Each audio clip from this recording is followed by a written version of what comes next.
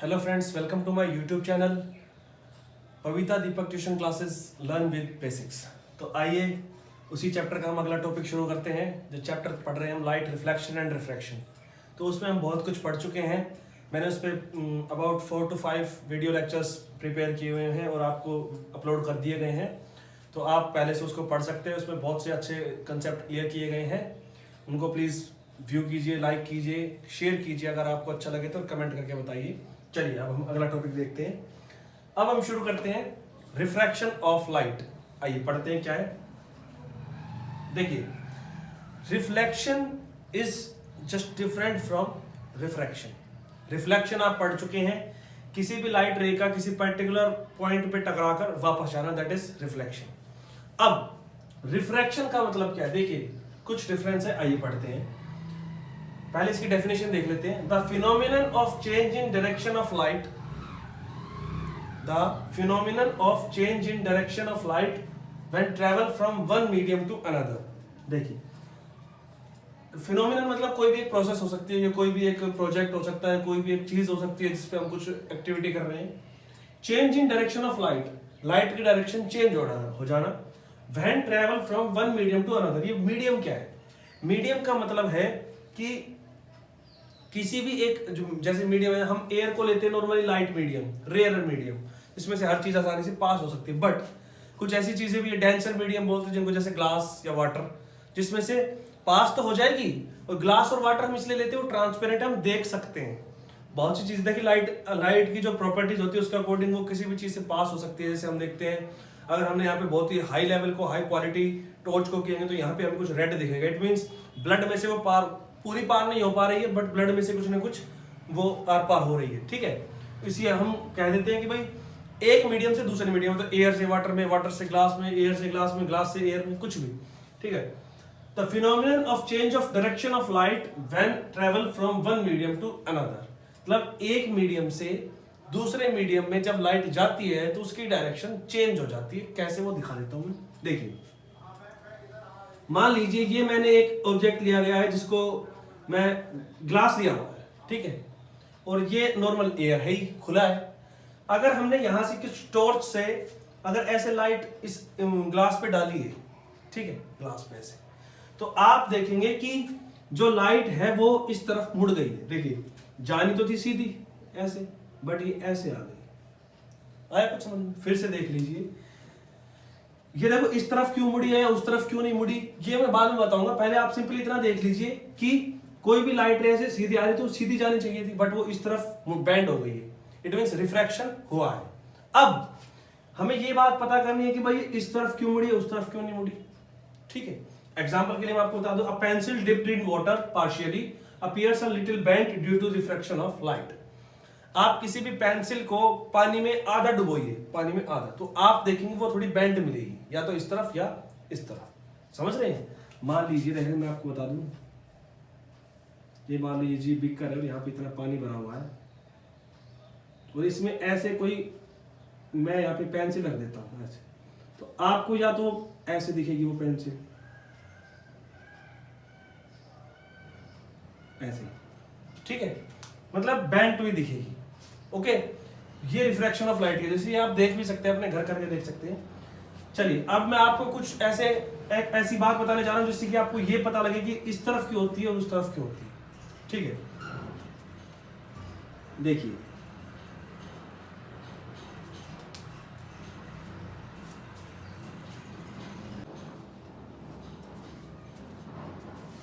हाँ जी, तो मैं कह रहा था कि देखिए, if light travels from rarer to denser।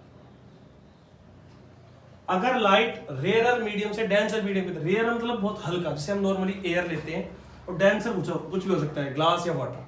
ठीक है, अगर हम इसको लाइट को रेयर से डेंसर की तरफ भेजेंगे तो वो हमेशा टुवर्ड्स नॉर्मल, हमेशा नॉर्मल की तरफ आएगी। ओके, और अगर डेंसर टू रेयर तो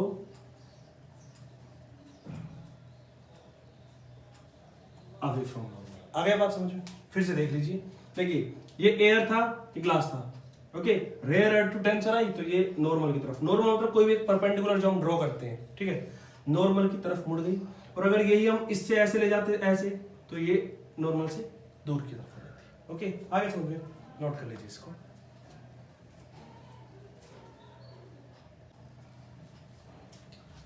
जी आगे चलते हैं, अब हम पढ़ेंगे लॉज ऑफ रिफ्रैक्शन। जैसे हमने लॉज ऑफ रिफ्रैक्शन पढ़े थे ऐसे ही लॉज ऑफ रिफ्रैक्शन। तो उसमें एक लॉ तो देखिए, एक लॉ दोनों में एक कॉमन लॉ है, that is incident ray, refracted ray and normal at the point of incidence all lies in the same plane. उसमें कुछ थोड़ा सा हल्का सा डिफरेंस ये था, incident ray, reflected ray and normal all lies in the same plane. जैसे कि भाई मैं आपको बता दूं, कुछ रिवाइंड करा दूं, ऐसे मतलब ये तीनों चीजें, ये रिफ्लेक्टेड रे और नॉर्मल, ये तीनों चीजें सेम प्लेन में थी, ठीक है। और यहां पर ऐसा कुछ है कि देखिए incident ray, refracted ray and normal at the point of incidence. Point of incidence ये होता है जहां पे आके वो टकराई। यहां पर तीनों का जो प्लेन होगा वो सेम होगा, ओके, यहां पर जो तीनों का जो प्लेन होगा वो सेम होगा। पहला लॉ तो कहता है ये। अब दूसरा जो लॉ है, the ratio of sine of angle. Sine of angle क्या? Of incidence, angle of incidence. हम इसमें देखो नॉर्मल जो मैंने आपको पहले बता दिया था कि भाई नॉर्मल का क्या काम होता है, या आप मैंने शायद पहली या दूसरी वीडियो में बताया हुआ है, आप वहां पे जाके देख लीजिएगा कि नॉर्मल का काम होता है जो भी हम एंगल मेजर करते हैं, एंगल ऑफ इंसिडेंस या एंगल ऑफ रिफ्लेक्शन या एंगल ऑफ रिफ्रैक्शन, वो हम नॉर्मल से मेजर करते हैं। तो यहां पर भी यही कहा गया है कि जो नॉर्मल के साथ इंसिडेंट रे एंगल बना रहे that is angle of incidence, और जो रिफ्रैक्टेड रे बना रही that is angle of refraction. तो अब हम जो लॉ में जाते हैं कि sine of angle of incidence that is sine I upon sine R, sine of angle of refraction is equals to constant. इन दोनों की वैल्यू हमेशा कांस्टेंट आएगी न्यूमेरिकली। और जो एंगल है, जो इंसिडेंस एंगल, जो रिफ्रैक्टेड एंगल है, वो 0 से 90 के बीच में होना चाहिए, okay. This constant value is called refractive index. ये जो वैल्यू आएगी इसको हम बोलते हैं रिफ्रैक्टिव इंडेक्स। अब रिफ्रैक्टिव इंडेक्स क्या होता है इसके बारे में हम डीपली पढ़ेंगे, आप इसको नोट कर सकते हैं।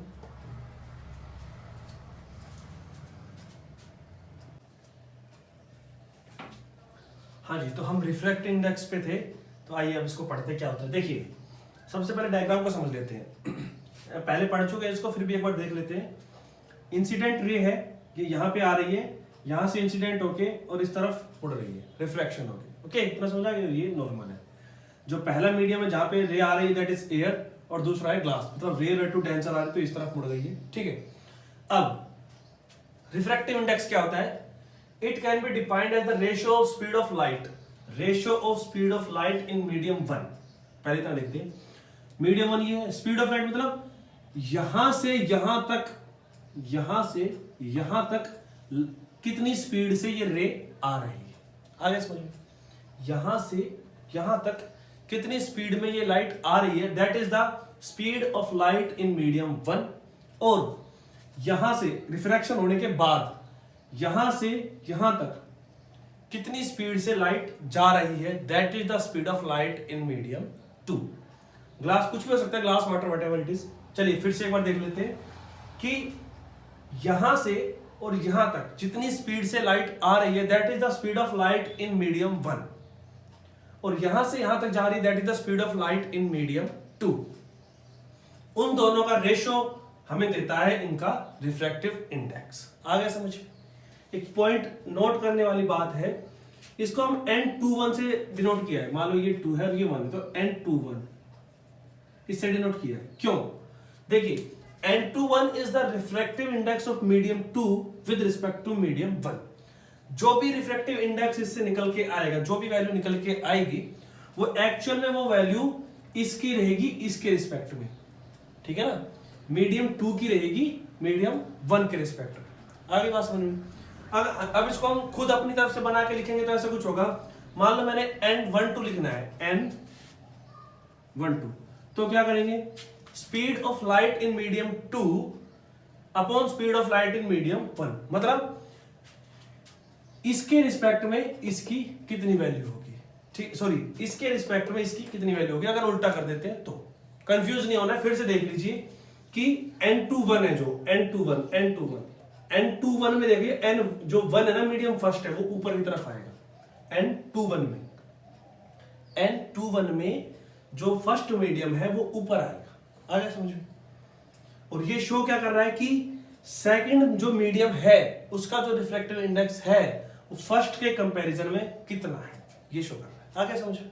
चलिए इसी पे आगे हमने फर्दर क्लासिफाई मतलब जो कि और स्टडी किया तो कुछ ऐसा एक और टर्म निकल गया, that is absolute refractive index. अब ये एब्सोल्यूट का मतलब पर्टिकुलरली कोई चीज गिवन है, एब्सोल्यूट जैसे हम नॉर्मली वर्ड में बोलते हैं ना एब्सोल्युटली करेक्ट, मतलब एब्सोल्युटली मतलब कुछ गिवन है हमें। एब्सोल्यूट देखो, it is the ratio of speed of light in air to the speed of light in medium 2, मतलब मीडियम 2 तो कोई हो सकता है कुछ भी, जैसे इसमें था simple medium 2, but speed of light in air पहला मीडियम हमें दे दिया गया है, दैट इज एयर।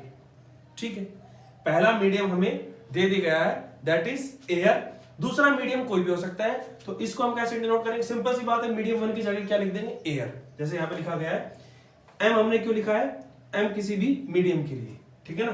तो speed of light in air to the speed of light in medium. Speed of light सभी को पता ही है कितनी होती है, 3 × 10⁸ मीटर पर सेकेंड। ठीक है, तो ये अपोन में कोई भी मीडियम जो गिवन रहे वो। तो फिर से हम एब्सोल्यूट रिफ्रैक्टिव इंडेक्स को डिफाइन कर सकते हैं। Absolute refractive index can be defined as the ratio of speed of light in medium 1 that is given air to the speed of light in medium 2 denoted by nm where speed of light is equals to 3 × 10⁸ metre पर second. ठीक है, ये था example मैंने बताए हुए हैं, याद रखने की चीज है। nw मींस वाटर, w यहाँ पे w आ जाएगा तो यहाँ पे जो speed of light in water आ जाएगी।